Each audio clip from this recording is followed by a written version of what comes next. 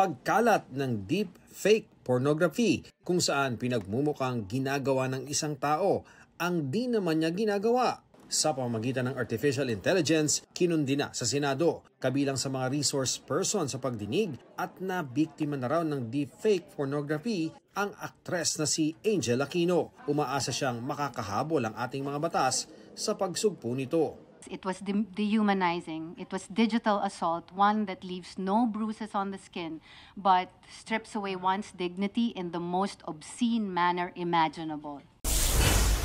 Ako Bicol Representative Elizalde Co na pinagpapaliwanag kaugnay sa mga isiningit sa 2025 national budget na sa Amerika umano para magpagamot. Batay sa record ng Kamara, di pa dumadalo sa sesyon si Co ngayong 20th Congress. Hinamon naman ni Ako Bicol Representative Alfredo Garbin, Sinabotas Representative Toby Tiangco na isa sa mga naniniwalang dapat magpaliwanag si Co tungkol sa budget insertions. Sabi ni Garbin kay Tiangco, maghain ito ng kaso kung may nakikita itong ilegalidad. Sabi naman ni Tiangco, huwag siyang sasabihan sa anong gagawin.